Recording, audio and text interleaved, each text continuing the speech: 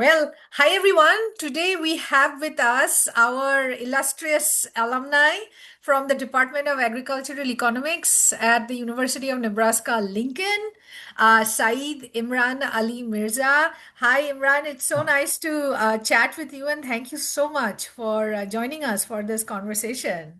Thank you for having me. Absolutely. So for our audience, do you want to tell us a little bit about yourself, including a fun fact? I'm originally from Bangladesh. I did my undergrad from Khulna University of Bangladesh, and it was in econ. And then I came to US and did my master's in econ again from South Dakota State University. And then I finished my PhD in ag econ from University of Nebraska Lincoln. And then I briefly worked there as a postdoc. And then I joined as an assistant professor in Arkansas Tech. Uh, when was that? In 2019. And currently, I'm working as an associate professor and also serving as the department head of agriculture and tourism. Wow. Fun fact, I don't know whether it is going to qualify as a fun fact. I used to play cricket, divisional, that is a professional cricket. So Wow. Really? That's yeah, amazing. I did not know that. Oh, wow. I think it's super cool. Division cricket is like it's proper cricket. It's not like yeah. as Indians and maybe Bangladeshis, it's not gully cricket. No, it's a professional one. Yes, it's see, wow, that's awesome. Awesome. Great. Thank you so much for, sharing a little bit of your story. Um, and I know for a fact that you have an active research program, and as you said, you serve as a department head, which is fabulous and amazing. Um, can you tell us about one of your interesting research projects, and or really any project, and what you learned from it that has helped you be a better scholar?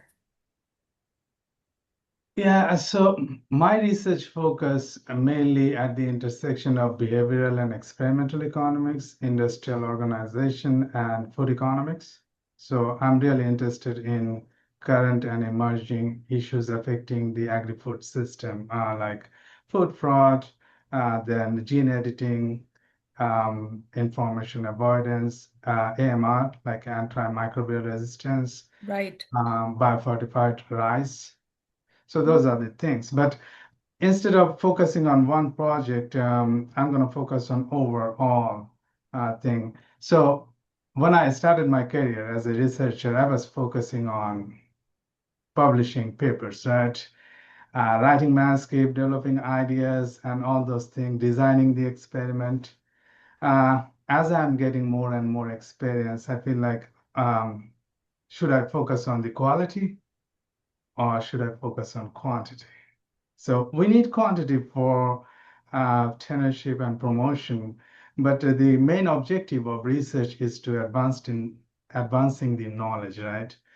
So so this is something I'm learning now that quality matters too, and which is the most important thing, because if I'm not advancing knowledge, then I'm not a good researcher then. So, so this is the the knowledge I got doing all those research is to find out a right balance Mm-hmm. between quantity and quality, because at the end of the day, we would like to create something which can help other people. Absolutely. And you're saying all the right things. And I think the part about striking a right balance, that is very, very tricky.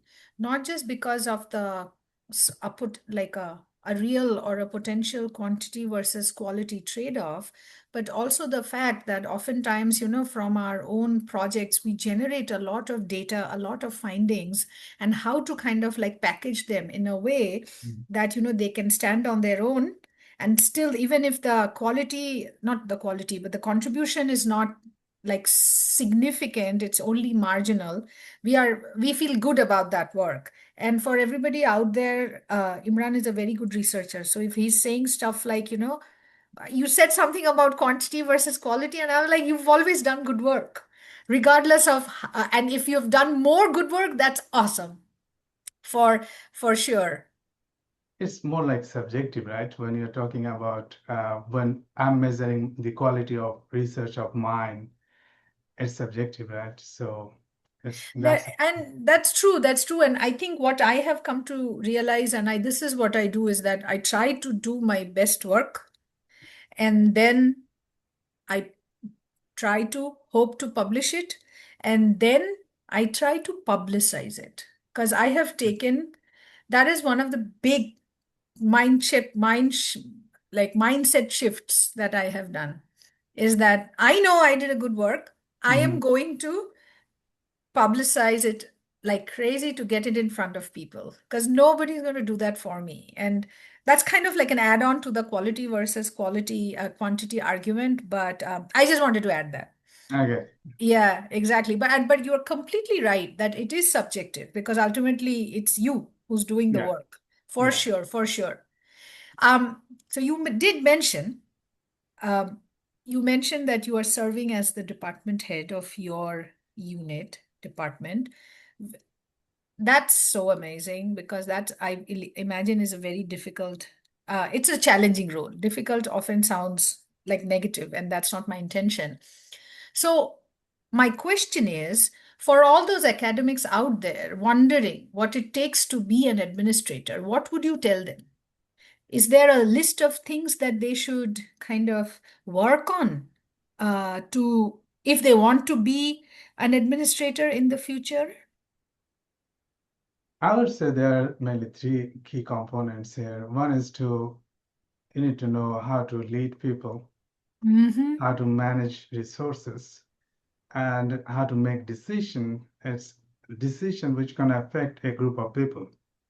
So if someone is comfortable managing resources, leading the people, and making decision, and this decision is not about my research or my teaching, is the decision I'm making which can affect the whole department. So Right. if someone is comfortable with all those things, I would say um, go ahead and do that because we need a lot of people to lead, right? We need a good leader.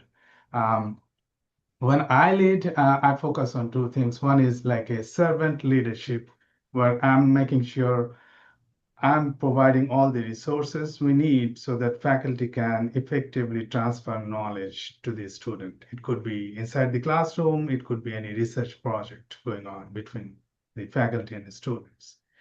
That's one part. The second part is visionary leadership. You need to have a vision to run your department and how we can improve the department. So those are the two key components when I look at it. Um, I really like the fact how you kind of laid it out point by point, and that is awesome. And yep, absolutely. So in your current departmental role, what is some of the most enriching aspects of that role, and something that has been very impactful? Can you share something there? So when we do the research, sometimes I feel like the impact is indirect. It's very difficult to. It's not a tangible thing to see how Yes. it's affecting other people. Am I making any impact or not? But this kind of leadership role, you are making a decision which can make someone's life better, has a direct effect. You can see, and I can go home and sleep well because I'm Mm-hmm. making direct impact and I can see that it's positive. So that's pretty rewarding. Even though it's this kind of role is very challenging and very busy in it to be, um, because managing people it's a challenging job, but it has the reward. We can make a direct impact and can change someone's life. So that's the rewarding part I really like. Yeah, I really like the way you say it, because you said that, what did you say? You said that you are really positively benefiting. Yeah. Or yeah, that's true. That's so true. Absolutely. So my next question is, I'm always interested in learning about things that my peers learn while doing the jobs. So can you share something that you have learned by doing? Yeah, I'm gonna go in a different way to talk about this one. It is very important, I feel like, to identify or distinguish between the noise and signal in any kind of job, or even our personal life too. Noises are the things we can do, but it has a very little effect. Signals are the things which are very important to accomplish, which has a huge impact. For example, when we are doing our research, right? Quantity and quality, right? We can publish a lot, but we may not advancing the knowledge. That could be a noise. Focusing on how we can advance the knowledge could be our signal. When we are teaching, sometimes we use previous materials, adding them, assigning the homework, assigning assignments. But it is very important to ask the question when I'm assigning those work, is there any value there for students? Are they going to learn something and retain and apply? So those are the signals we're talking. Leadership role, uh, we go through a lot of meetings and all those things. Those are the noises. Can we find out the real things which we can do and make impact positively? So for me, productivity is not doing more things, it is doing the right things. So that's the basic idea there. So when I come to office every day, I try to figure out what are the noises, what are the signals, and I'm not going to put same level of attention to each. I'm going to focus on can I give more attention to my signals, which really makes the difference rather than the noises. I still need to give some attention to noises. That's the thing. So just give you example, personal life. If I tell you that we have 5 minutes to leave, right now we have 5 minutes, we're gonna leave 5 minutes. And if I ask you what you wanna do within these 5 minutes, or who you're gonna call within these 5 minutes, we can jot it down, and those are the signals. Those are the most important thing in our life, which we often forget. And rest are the noises. So, so that's the idea. I love it. I will keep that in mind. I don't know if I effectively am able to always distinguish between the signal and the noise, or even make sure that I effectively address the signal or pay attention to the signal and not the noise.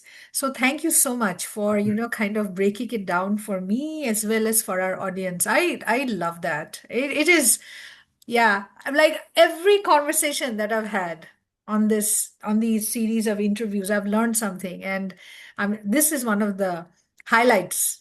I'm sure there'll be other. I have more questions for you, but this is awesome. Thank you so much, Imran, for sharing that.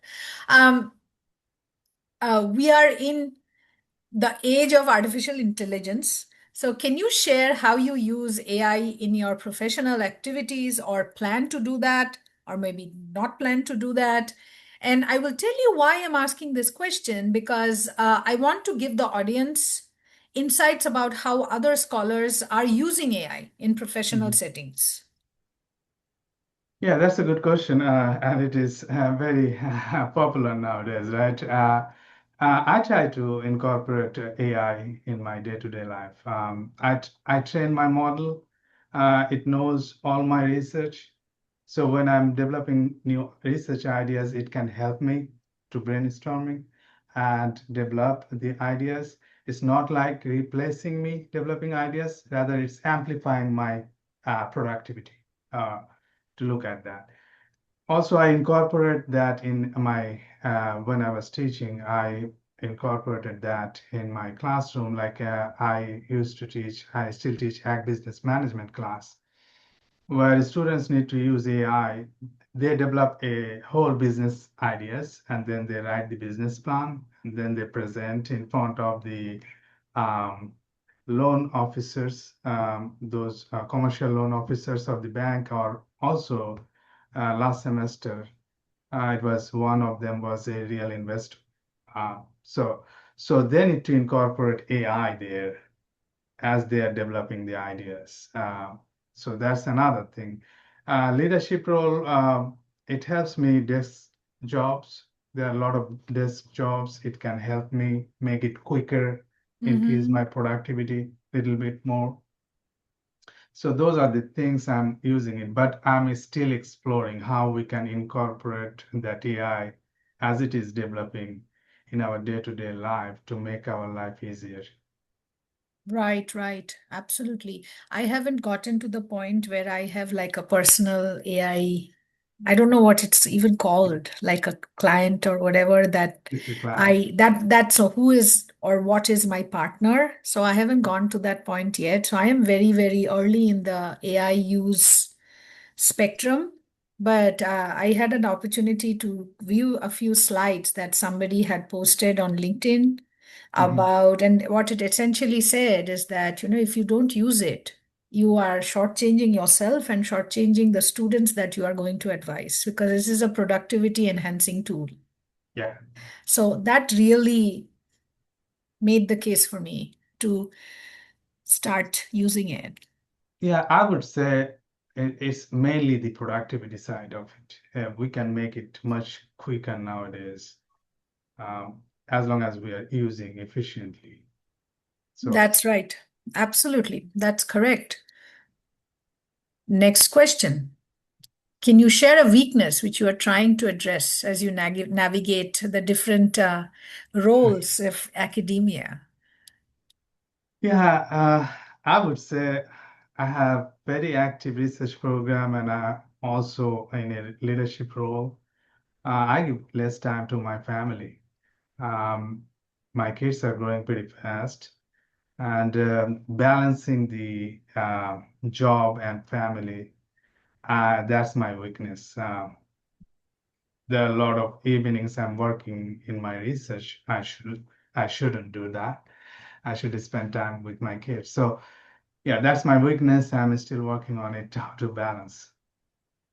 I appreciate you sharing that because oftentimes, our especially for academia, where the boundaries are so fuzzy between work and life, Hmm.